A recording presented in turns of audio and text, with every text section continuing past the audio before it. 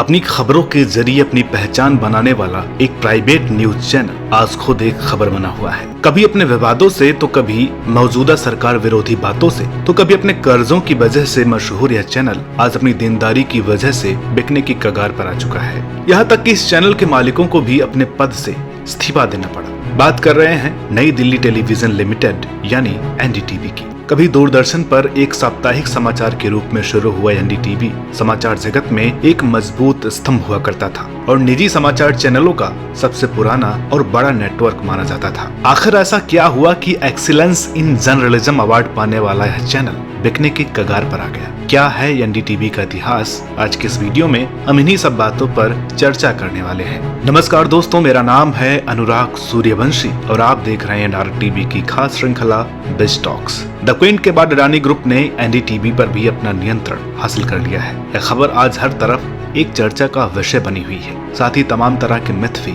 Social media पर फैलाए जा रहे हैं। तो इन्हीं सब बातों को हम थोड़ा गहराई से आपको बताएंगे और ये जानने की कोशिश करेंगे कि आखिर एनडीटीवी के बिकने में किसका हाथ है। या तो हम सभी जानते हैं कि एनडीटीवी एक प्रमुख मीडिया हाउस है जो एनडीटीवी 24/7, एनडीटीवी इंडिया और एनडीटीवी प्रॉफिट नाम के 3 राष्ट्रीय चैनलों का संचालन करती है। एनडीटीवी की शुरुआत की थी इसके सीईओ और चेयरमैन रह चुके प्रेडो रॉय और उनकी पत्नी राधिका रॉय ने, जो एनडीटीवी के प्रबंध निदेशक के तौर पर भी जानी जाती रही हैं। प्रेडो रॉय और उनकी पत्नी राधिका रॉय भले ही अब एनडीटीवी की प्रमोटर फर्म RRPR होल्डिंग से बाहर हो चुके हैं, लेकिन उम्मीद की जा रही है कि आगे भी वे एनडीटीवी के बोर्ड में बने रह सकते हैं। क्या रहा है एनडीटीवी का इतिहास? एनडीटीवी की शुरुआत करने वाले प्रेडो रॉय प्रोफेसर की नौकरी छोड़कर इस फील्ड में आए थे और इस काम में उनका साथ दिया था उनकी पत्नी राधिका रॉय ने, जो पढ़ाई के दिनों से ही उनकी दोस्त रही हैं। दोनों की पहली मुलाकात साल 1960 में देहरादून में हुई थी। देहरादून से पढ़ाई खत्म करने के बाद प्रणय ने स्कॉलरशिप पर हैलीबरी इंपीरियल सर्विस कॉलेज में दाखिला लिया, तो ये राधिका भी आगे की पढ़ाई के लिए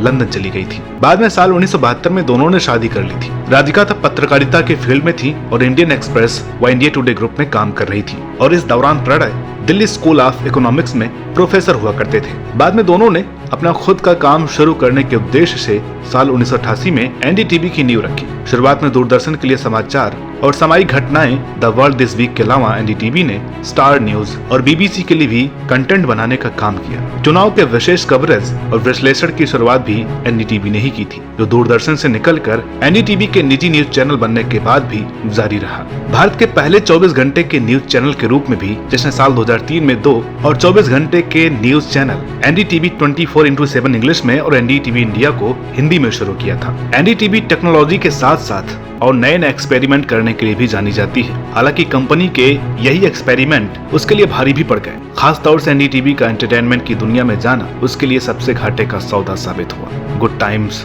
मेट्रो नेशन, प्रॉफिट, अरेबिया और एनडीटीवी इमेजिन जैसे कई चैनल बने, जिनमें से ज्यादातर असफल साबित हुए, जिसका नतीजा यह हुआ कि कंपनी के शेयर के दाम गिरने लगे और कर्ज का बोझ बढ़ता ही चला गया। इस दौरान भी कंपनी ने अपने खर्चों में कोई कटौती नहीं की और न ही अपनी नीतियों में कोई खास बदलाव किया। हालांकि पुराने स्टाफ की छटनी और पेमेंट में कटौती जैसी खबरें जरूर आई, लेकिन एनडीटीवी पर कर्जे इतने ज्यादा थे कि इन सबसे कुछ खास असर नहीं पड़ा। एनडीटीवी के घाटे में जाने की एक वजह इसका भारतीय राजनीतिक हस्तक्षेप भी है। एनडीटीवी को कांग्रेस का करीबी चैनल भी माना जाता है, जो साल 2004 में कांग्रेस के नेतृत्व में यूपीए की सरकार बनने के बाद साफ नजर आने लगा था। इसके अलावा नीरा राडिया विवाद ने भी इसमें अहम भूमिका निभाई थी और उस दौरान एनडीटीवी समेत कई संस्थानों के वरिष्ठ पत्रकारों पर यूपीए के मंत्रिमंडल के सदस्यों के चुनाव की लॉबिंग में शामिल होने के आरोप लगे थे। बाद में जब कांग्रेस पार्टी की हालत बिगड़ी तो इसका असर चैनल पर भी देखने को मिला, क्योंकि नई सरकार से कंपनी के संबंध पहले से ही बिगड़े हुए थे। इन सब का नतीजा यह हुआ कि एक तरफ कंपनी के चैनल पर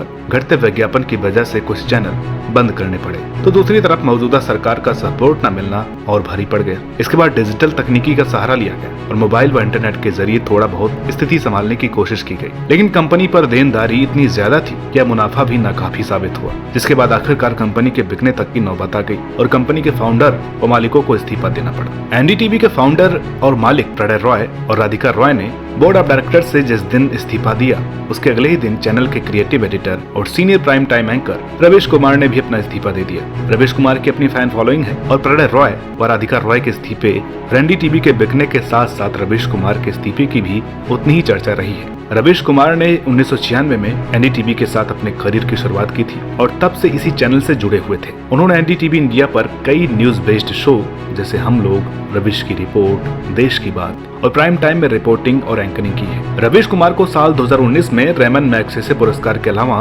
पत्रकारिता पुरस्कार में 2 बार रामनाथ गोयनका एक्सीलेंस से सम्मानित किया गया है। एनडीटीवी और उसके मालिकों से जुड़े विवादों की भी चर्चा समय समय पर मीडिया की सुर्खियां रही है। 2020 में सेबी ने विवादास्पद मीडिया नेटवर्क एनडीटीवी के प्रमोटर प्रणय रॉय और राधिका रॉय को इनसाइडर ट्रेडिंग का अनुचित लाभ उठाने का दोषी पाया था, जिसके बाद वित्तीय अपराध के दंड के रूप में सेबी ने उन्हें 2 साल के लिए न सिर्फ इससे जुड़े व्यापार करने से रोका था, बल्कि दोनों को 12 साल पहले इनसाइडर ट्रेडिंग के जरिए अवैध रूप से कमाए गए 16.97 करोड़ रुपए लौटाने के लिए भी कहा था। इससे पहले भी प्रणय रॉय के घर पर सीबीआई के छापे की खबर मीडिया में आई थी, जिसमें बताया गया था कि एक निजी बैंक को फ्रॉड करके नुकसान पहुंचाने के आरोप में सीबीआई ने प्रणय रॉय के दिल्ली और देहरादून में स्थित आवास पर छापेमारी की थी। जनवरी 2021 में प्रणय रॉय और राधिका रॉय को अवैध रूप से कमाए गए पैसे का 50% जमा करने का निर्देश दिया गया था। इतने सारे विवाद अभी लोग भूले भी नहीं थे कि दूरदर्शन के एक वरिष्ठ पत्रकार ने एनडीटीवी पर सनसनीखेज आरोप लगाकर एक बार फिर सनसनी मचा दी। इस आरोप में यह कहा गया कि एनडीटीवी ने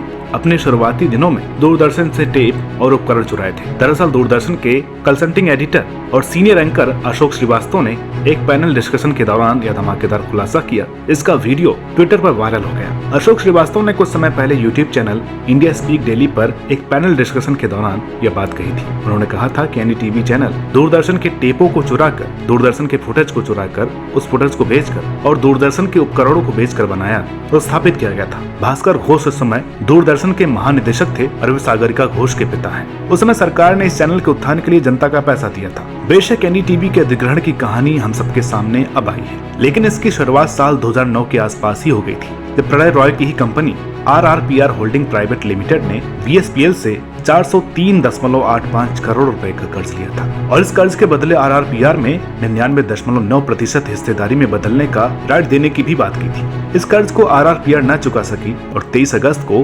AAMG मीडिया नेटवर्क्स लिमिटेड ने VSPL कंपनी को खरीद लिया, जो कि अडानी समूह की एक सहायक कंपनी है। 113.75 करोड़ रुपए में हुई इस डील के बाद एनडीटीवी पर अडानी समूह के अधिग्रहण की प्रक्रिया शुरू हो गई। अडानी समूह ने एनडीटीवी में 29.18% की हिस्सेदारी तो हासिल कर ली, लेकिन अडानी इस कंपनी में और 26% हिस्सेदारी खरीदने की कोशिश में लगे थे, जिससे कि एनडीटीवी के मैनेजमेंट पर उनका पूरी तरह से अधिकार हो सके। अडानी ग्रुप ने एनडीटीवी और 26% हिस्सेदारी के लिए मार्केट में ओपन ऑफर लाने का ऐलान किया था। इस कड़ी में अडानी ग्रुप बीते 22 नवंबर को ओपन ऑफर लाया था, जो आगामी 5 दिसंबर तक खुला है। ऐसे में प्रणय रॉय और राधिका रॉय के इस्तीफे के बाद अडानी समूह के अधिग्रहण का रास्ता साफ हो गया है। एनडीटीवी के मालिक और फाउंडर प्रणय रॉय और राधिका रॉय ने RRPR होल्डिंग प्राइवेट लिमिटेड के निदेशक पद से इस्तीफा दे दिया था और दोनों के पास 32% से थोड़ा अधिक की हिस्सेदारी है। स्टॉक एक्सचेंजों की रिपोर्ट के मुताबिक प्रणय के पास एनडीटीवी के 15.94% और उनकी पत्नी राधिका के पास